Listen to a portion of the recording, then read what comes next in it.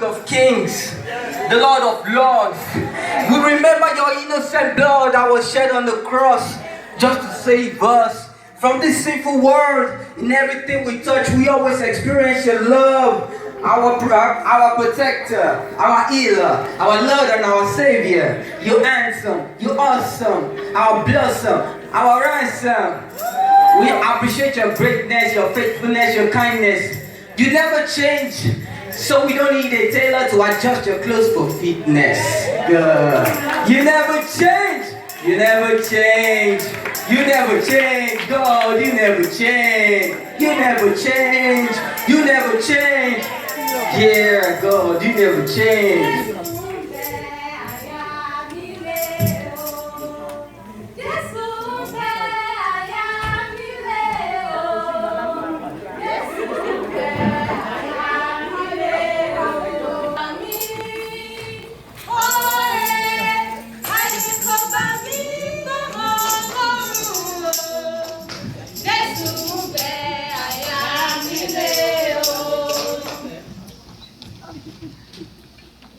Ó gbé àlejò wa lẹ́ni. Bí mo bá fi lè kẹ́ fún ipò àlejò wa lẹ́ni tójú rí ó rí lónìí. Bàbá rí ọ̀bọ bẹ̀bẹ̀. Hey, what's up? What's up? Ẹ ǹlẹ́ o, ẹ kú kàlẹ̀ o.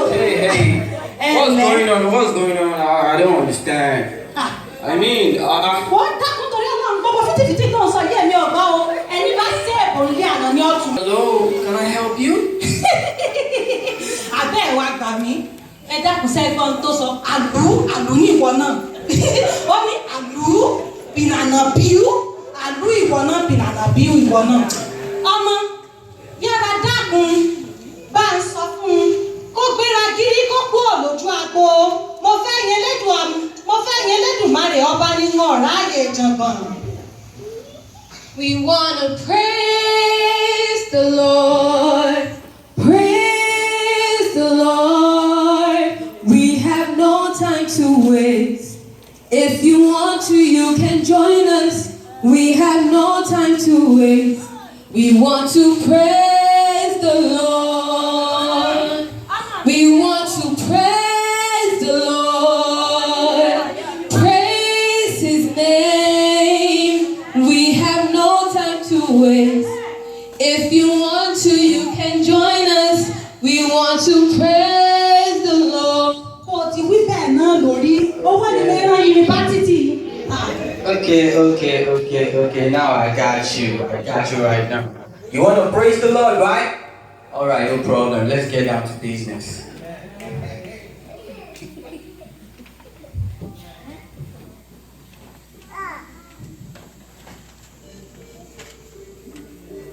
Yeah. Yeah. Yeah.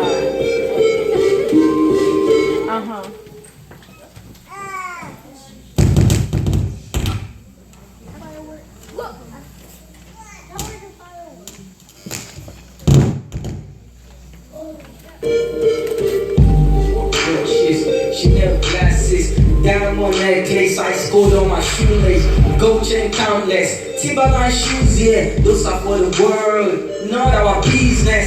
Chasing the kingdom of heaven should be the first thing, other things shall be added to you if you trust Him. Love Him and seek Him and give Him the glory. Don't hide your blessings, come on, don't be greedy. However, dying in heaven, I don't need that name. We need nobody to tell us your name is worthy to be praised. Every time we wake up and sleep, don't even know what time it is. My shield, my shelter, you are my everything. How many times do we breathe every day, huh? But how many times do we praise Him? Even when we forget ourselves, He remembers us. God in the scripture even says He will never forsake us. Boy, I wish so ungrateful. Knowing God's blessing is more than His school food. Your Highness, Baba, I greet you. You won the battle without even letting kung fu. I bless you, Baba, I greet you. Igwe, I bless you, Baba, I greet you. Igwe, I bless you, Baba, I greet you. Igwe, I bless you, I will never replace you. Ha! Who divided the Red Sea for the people of Israel to walk through with? Who created the big fish that swallowed Jonah when he was acting on his own wish? wall of Jericho. Who rescued Shadrach, Meshach, and Abednego? Who said let my people go when the Israelites were captured by King Pharaoh? It's the I am that I am, the beginning and the end, the first and the last. I will have been in that zone, will have been in dry zone without you on my side. God of perfection, fashion, see his mansion. God of completion, see 7 days of amazing creation. God the magician, wisdom, God of vision. You set the sky high beyond the one combination. Everybody join me to praise the Lord for his goodness and mercy on the earth forever. Well, what can I say? We show what good you are. Even though I'm missing, like you still show the love. You saved me, made me. Many people say I'm handsome cause I'm God in the making. Asking me why I'm alive, you're the reason. Igwe, I bless you. Baba, I greet you. Igwe, I bless you. Baba, I greet you. Igwe, I bless you. Baba, I greet you. Igwe, I bless you. I will never replace you. Igwe, I bless you. Baba, I greet you. Igwe, I bless you. Baba, I greet you. Igwe, I bless you. Baba, I greet you. Igwe, I bless you. I will never replace you. I will never replace you.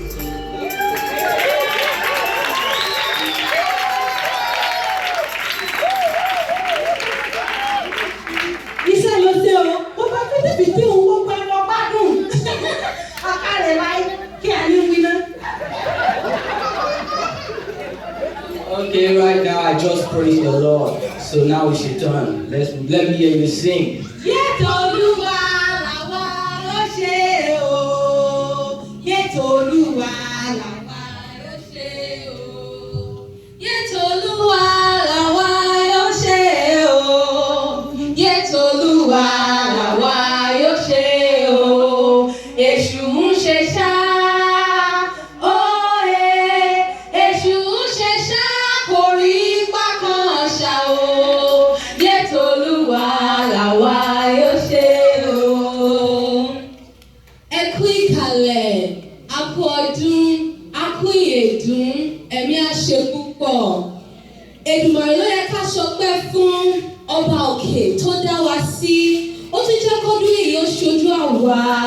Ìbà ló yẹ ká ṣe fóònù ọba mi Elédùmarè. Ọba mímọ́ tí kò jẹ́ ká fẹ́fẹ́ ibi ó ṣe kọ́. Ọba mímọ́ tí yóò jẹ́ kí afẹ́fẹ́ ibi kó gbé wa ṣubú. Bẹ́ẹ̀ni. Kò jẹ́ kí ibi ìjì ayé kó gbé wa mì. Bẹ́ẹ̀ni. Kò jẹ́ ká tẹ̀lé àwa tì láàrin àwùjọ. Kò fọwọ́ pa wá lẹ́kún. Kò fọkọ jẹ wá níyà. Aya wa wọ̀ jẹ́ ní agbègbè láàrin ìgboro. Bẹ́ẹ̀ni. Ẹ jẹ́ ká yin ìlú wa ká ṣe sàdákátà f'Èdùmàrè. Ojú ènìyàn lèyí ti ṣòro ṣùgbọ́n lójú Elédùmarè bíntì ni. Ohun gbogbo ni ṣíṣe fọ́ba Mùtúmùwà. Bẹ́ẹ̀ni. Olúwa, Ọlọ́run mi, olùwòsàn mi, olùpèsè, olùdáàbòbò, olùtóyọ wá nínú egbò gbogbo.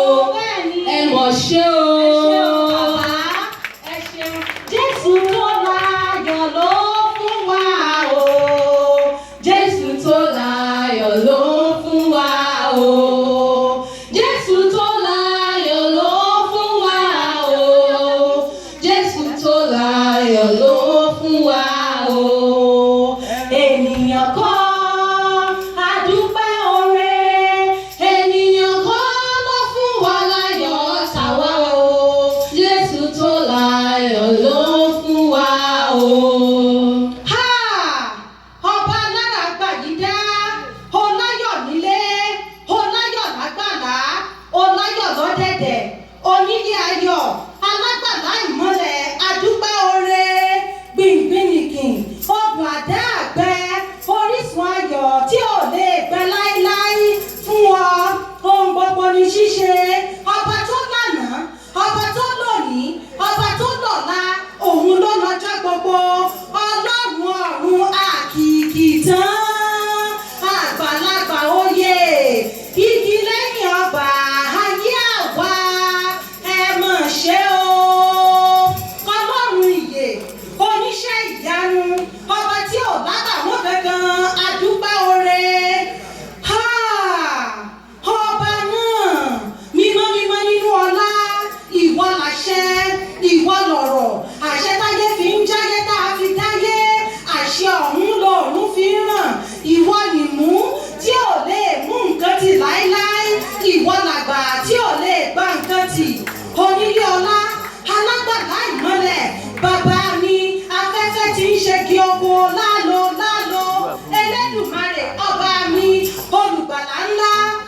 olókìkí àdáyébá, ọba tí fúnni níyì, tí fúnni lọ́lá, ọba tí gbé ní ìga lójú arónípin.